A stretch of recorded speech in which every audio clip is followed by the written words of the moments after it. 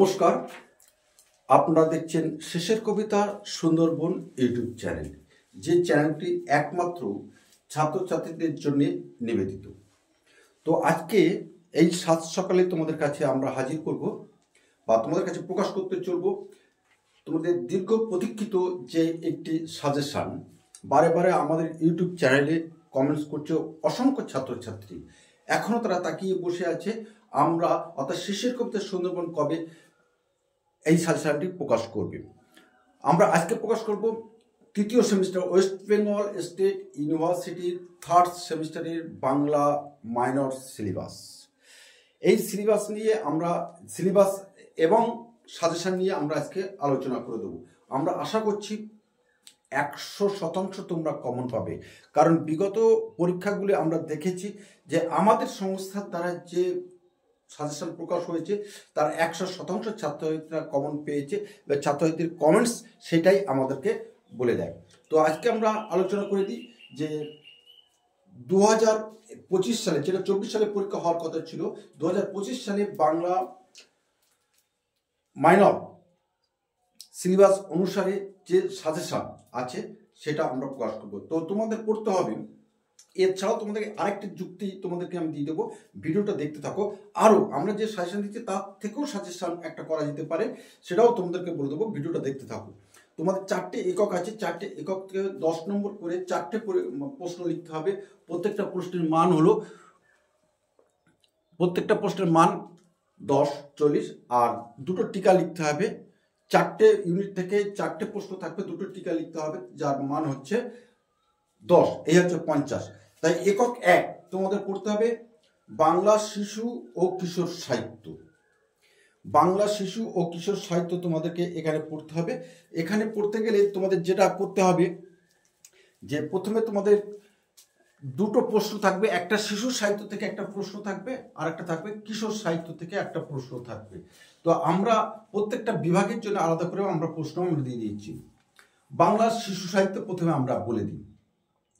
বাংলা শিশু সাহিত্যের ধারায় যোগেন্দ্রনাথ সরকার এর অবদান আলোচনা করো। বাংলা শিশু সাহিত্যের ধারায় যোগেন্দ্রনাথ সরকারের কৃতিত্ব আলোচনা করো।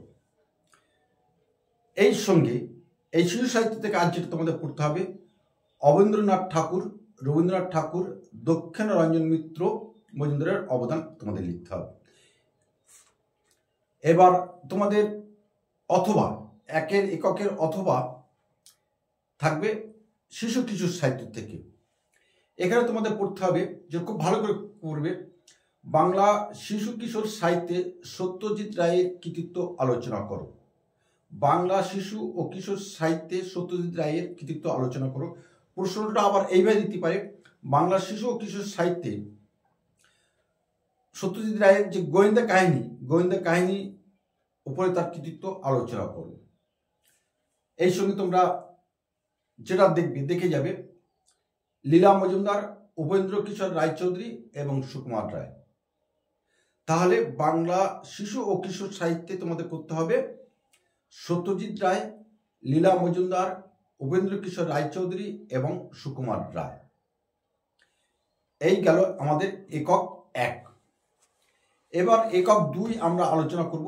একক 2টা আলোচনা করার পরে তোমাদেরকে বলে রাখি, আমরা ইতিমধ্যে নিউ ব্যারাকপুর মহাজাতি পরিষদের সামনে আমাদের নতুন স্টাডি সেন্টার হয়েছে, 3 মাস হয়ে গেছে। সেখানে বেশ কতগুলো বারাসাত ওরিয়েন্টেড যে কলেজগুলো আছে সেই কলেজের অনেক ছাত্রছাত্রী আমাদের সেখানে আসে, এবং তোমরা যদি পাঠদান নিতে চাও অবশ্যই সুস্বাগতম, তোমাদেরকে জানিয়ে রাখলাম। নিউ ব্যারাকপুর মহাজাতি পরিষদের সামনে ইলা অ্যাপার্টমেন্ট। এভরি সানডে আমি সেখানে থাকি এবং আমার সঙ্গে থাকে আমার পরম প্রিয় ছাত্রছাত্রীরা, তোমরাও সেখানে আসবে। তো একক 2-এ আমরা সাজেশনটা প্রকাশ করি।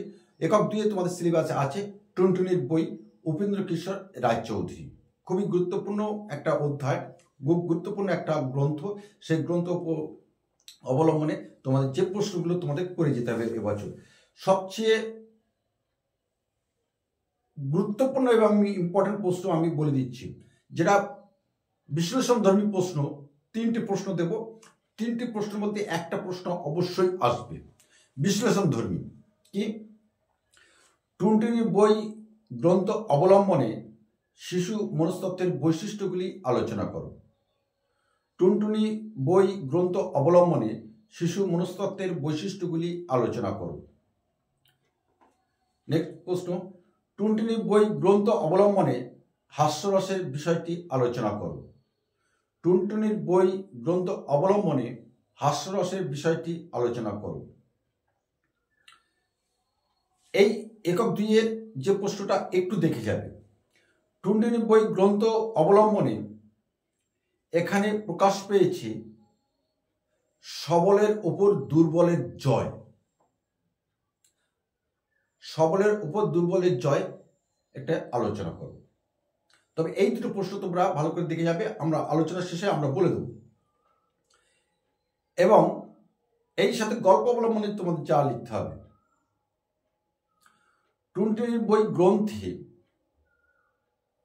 কিভাবে রাজার নাক কাটা গেল। টুনটুনির বই গ্রন্থে কিভাবে রাজার নাক কাটা গেল আলোচনা করো। একক 2 এর অথবা বলছি, বোকা জোলা ও শিয়ালের কথা গল্পে শিয়ালের চাতুর্য এবং বুদ্ধিমত্তার পরিচয় দাও। বোকা জোলা ও শিয়ালের কথা গল্পে শিয়ালের চাতুর্য এবং তার বুদ্ধিমত্তার পরিচয় দাও। দেখে যাবে যে প্রশ্নটা, টুনটুনি আর বিড়ালের কথা গল্পে টুনটুনির মাতৃত্বের পরিচয় দাও। একক 2। একক 3 আমরা যে কথাটা বলে রাখি যে আমাদের অসংখ্য ছাত্র তোমরাই অনুরোধ করছো কিন্তু বারবার, স্যার আমাদেরকে আমাদের সাজেশনটা দিন। তোমাদের কথা মাথায় রেখে আমরা আমাদের সংস্থা যে সাজেশনটা প্রকাশ করছে আজকে সেটাই তোমাদের সামনে তুলে ধরলাম। এবং তোমরা আশা করছি প্লিজ একটু শেয়ার করে দেবে, অসংখ্য ছাত্রছাত্রী একটু উপকার পাক এবং আমাদের সংস্থা অর্থাৎ শিশুকদের সুন্দরবন একটু সবার মধ্যে সমভাবে বিস্তার লাভ করুক। কারণ তোমাদের মধ্যে আমরা যেতে পারলে তবে আমাদের সার্থকতা, অন্য কোথাও আমাদের সার্থকতা নেই। ছাত্র বিনা আমাদের কোনো সার্থকতা নেই। সুতরাং তোমরাই আমার আরাধ্য দেবতা এবং তোমরা সম্ভব হলে তোমার বন্ধুদের কাছে আর তোমাদের গ্রুপে একটু বিভিন্ন গ্রুপে একটু শেয়ার করে দেবে। একক 3 রাজকাহিনী। রাজকাহিনীতে গুরুত্বপূর্ণ প্রশ্নগুলো আমি বলে দিচ্ছি। রাজকাহিনী গ্রন্থে গোহের জন্মবৃত্তান্ত ও ভিলদের প্রিয় রাজা হয়ে ওঠার কাহিনী লেখো। রাজকাহিনী গল্পে গ্রন্থে গোহের জন্মবৃত্তান্ত এবং ভিলদের প্রিয় রাজা হয়ে ওঠার বিষয়টি আলোচনা করো। 2 সুভাগার জীবন কাহিনী আলোচনা করো। এটা হচ্ছে বিশ্লেষণধর্মী প্রশ্ন। রাজকাহিনী গ্রন্থে প্রতিটি গল্পে অবনীন্দ্রনাথ ঠাকুর যে ছবি অঙ্কন করেছেন, যে চিত্র অঙ্কন করেছেন সেটি লেখো। এবার আমরা গল্প থেকেই আমরা প্রশ্ন করব। এই 3টি ছিল বিশ্লেষণধর্মী প্রশ্ন, এই 3টিতে কিন্তু একটা আসবেই। রাজকাহিনী গ্রন্থে পদ্মিনীর উপাখ্যানটি লেখো। রাজকাহিনী গ্রন্থে পদ্মিনীর উপাখ্যানটি লেখো। সংগ্রাম সিংহ গল্পে পৃথ্বীরাজের বীরত্ব লেখো। সংগ্রাম সিংহ গল্পে পৃথ্বীরাজের বীরত্ব লেখো। দেখে যাবে দুটো গল্প, খুবই সোজা, বাপ্পাদিত্য ও শিলাদিত্য গল্পটি। এটা ছিল একক 3 এর সাজেশন। এবার আমরা আসব একক 4 বিখ্যাত গল্প প্রতিবেশীর বর্মী বাক্স, লীলা মজুমদার। একক 4। তা অবশ্যই আমাদের চ্যানেলটি সাবস্ক্রাইব করে আমাদের পাশে থাকবে এবং বন্ধুদের কাছে একটু শেয়ার করে দেবে। প্লিজ আওয়ার চ্যানেল সাবস্ক্রাইব শিশু কবিতা Sundarban and share to your friend. প্রতিবেশীর বর্মী বাক্স, লীলা মজুমদার। এখানে প্রথম যে প্রশ্নটা তোমরা করে যাবে, প্রতিবেশীর বর্মী বাক্স গল্প অবলম্বনে কিভাবে প্রতিবেশীর বাক্সটি উদ্ধার হয়েছিল তা লেখো। প্রতিবেশী বর্মী বাক্স গল্প অবলম্বনে কিভাবে প্রতিবেশীর বাক্সটি উদ্ধার হয়েছিল লেখো, অথবা নামকরণ। এটা লিখলেই নামকরণ হয়ে যাবে। আবার বলছি, প্রতিবেশী বর্মী বাক্স গল্পে কিভাবে প্রতিবেশীর বর্মী বাক্সটি উদ্ধার হয়েছিল বা আবিষ্কার হয়েছিল সেটি আলোচনা করো, অথবা নামকরণ। নেক্সট প্রশ্ন, প্রতিবেশীর বর্মী বাক্স গল্পে হাস্যরস আলোচনা করো। প্রতিবেশীর বর্মী বাক্সে হাস্যরস উপস্থাপিত হয়েছে তা আলোচনা করো। আর যে প্রশ্নটা তোমরা থেকে যাবে, প্রতিবেশীর বর্মী বাক্স কাহিনী রচনায় লীলা মজুমদারের দক্ষতা আলোচনা করো। প্রতিবেশী বর্মী বাক্স গল্প রচনায় লীলা মজুমদারের দক্ষতা আলোচনা করো। আর চরিত্রভিত্তিক একটা প্রশ্ন তোমরা দেখে যাবে, সেটি হলো পাঁচু মামা। পাঁচু মামার চরিত্রটি আলোচনা করো, বা পাঁচু মামা চরিত্রটি এখানে উল্লেখ করার সার্থকতা কোথায় আলোচনা করো। এটা ছিল তোমাদের